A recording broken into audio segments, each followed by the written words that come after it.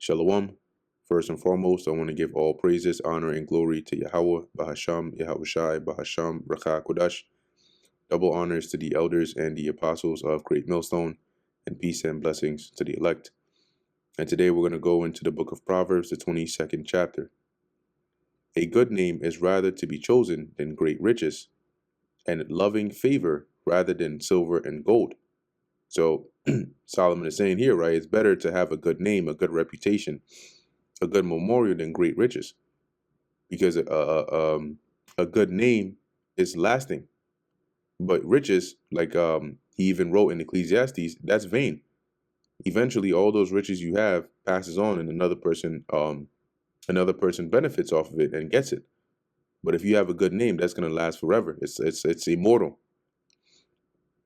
And loving favor rather than silver and gold, because loving favor, you may not be the richest, but when you have that favor through love, it's more beneficial, right? It's peace.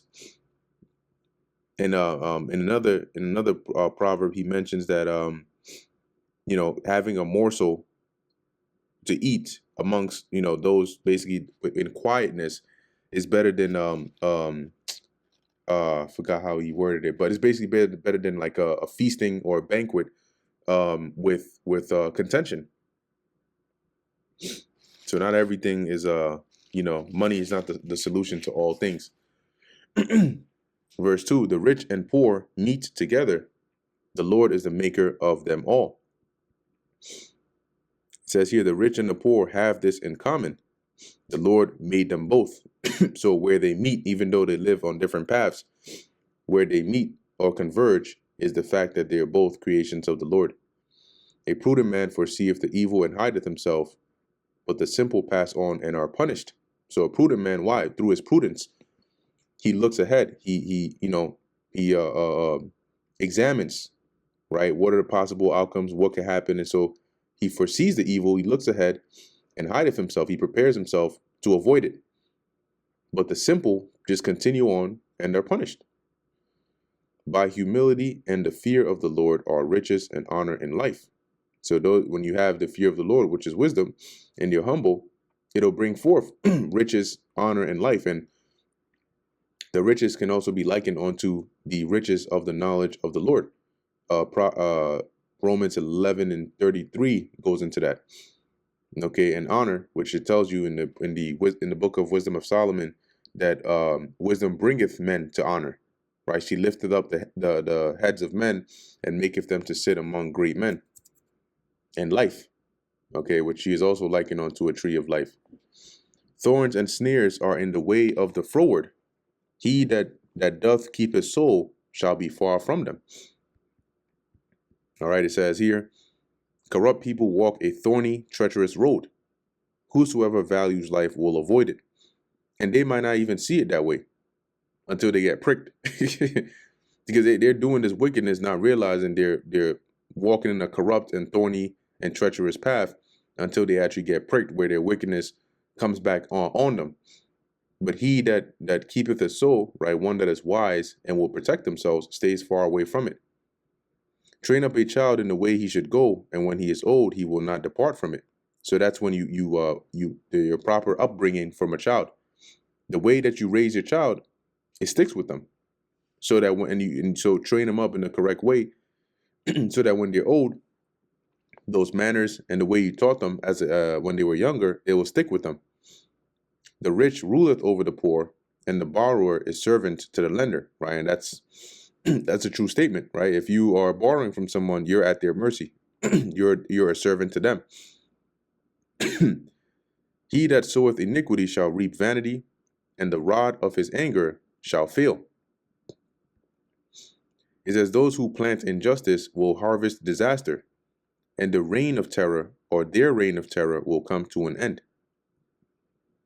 He that hath a bountiful eye shall be blessed, for he giveth of his bread to the poor. And that bountiful is like generous, to give, to be charitable. And the Lord will bless you in return. Why? Because he giveth his bread to the poor. So he's charitable, he shares. Cast out the scorner, and contention shall go out, because the scorner comes with contention. So if you cast them out of your presence, you're gonna get rid of contention along with it. You'd be surprised how peaceful life becomes after that. Yea, strife and reproaches shall cease. What this is to say is, scorners come with contention, strife, and reproach.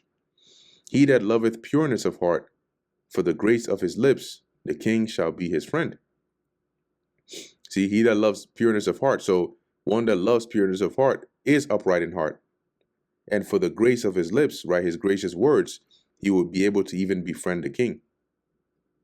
The eyes of the Lord Yahweh preserve knowledge, and he overthroweth the words of the transgressor. It says, the Lord preserves those with knowledge, but he ruins the plans of the treacherous, which are the transgressors. The slothful man saith, there is a lion without meaning outside. I shall be slain in the streets. That's their excuse. So the slothful man will come up with any excuse, even to say, oh, I can't do it. There's a lion out there. It's going to kill me if I go out to the street. So I gotta stay in here and, get some more sleep real quick just to gather my strength.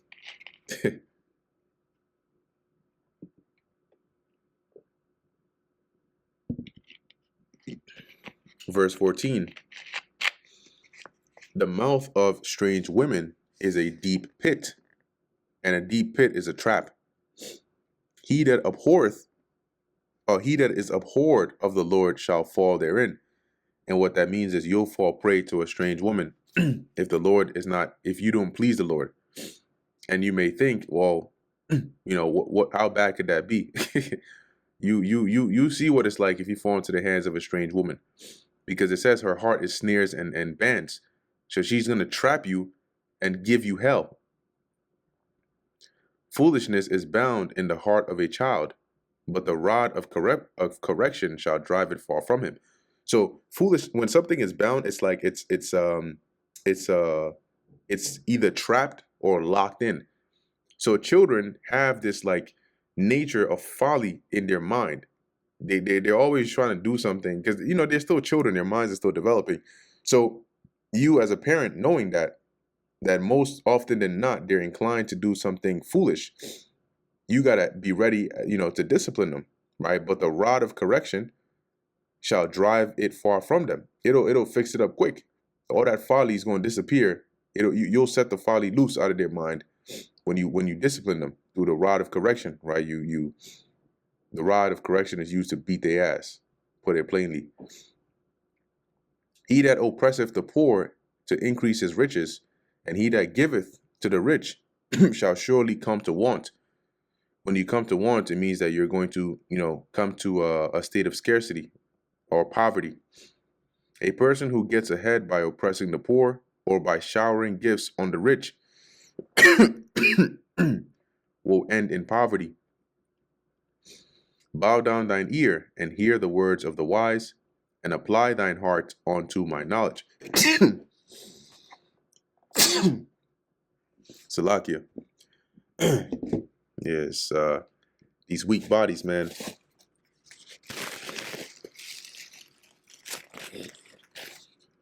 So it says here, bow down thine ear, right, and hear the words of the wise.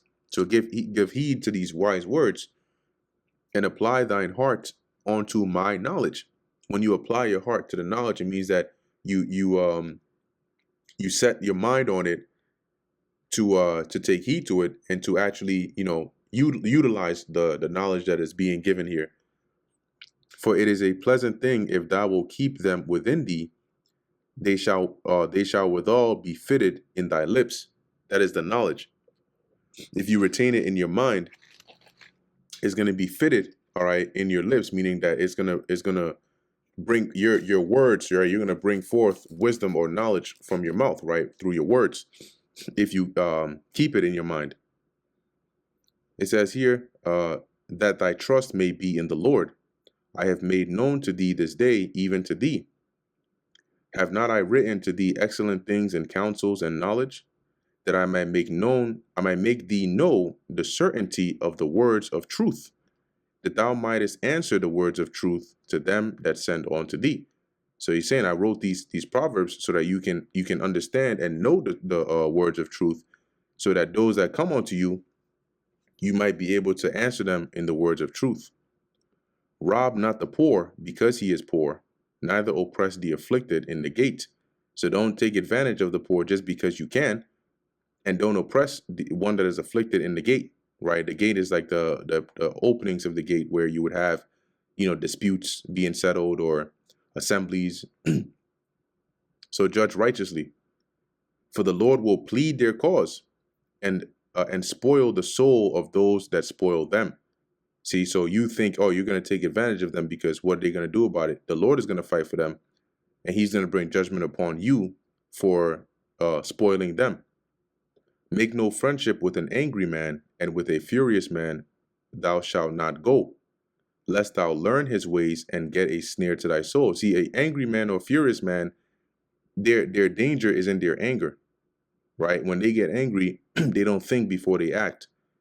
And if you become friends with them, you pick up on their bad tendencies, and that becomes a snare to you, and it can get you in a lot of trouble.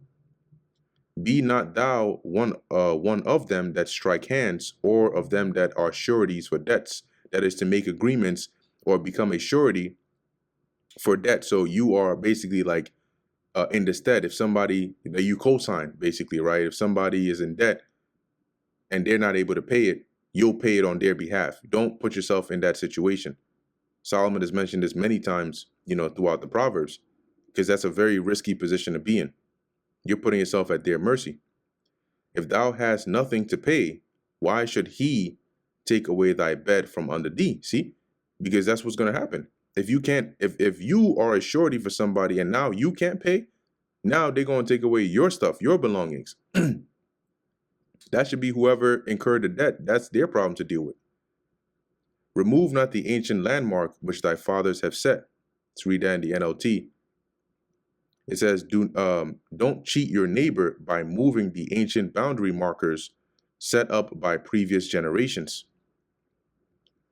Because then you're trying to, all right, reduce whatever it is that is properly theirs, being the land. Seest thou a man diligent in his business? He shall stand before kings. He shall not stand before mean men. A mean man is like one of a low, low class, you could say, right, at the bottom. It says, do you see any true competent workers? They will serve kings rather than working for ordinary people, because they're going to eventually work their way up there through their diligence. And that brings us to the end of the book of Proverbs, the 22nd chapter. Lord willing, that was edifying to the elect. In closing, I want to give all praises, honor, and glory to Yahweh, Bahasham, Yahweh Shai, Bahasham, Bracha Kodash. Until next time, Shalom.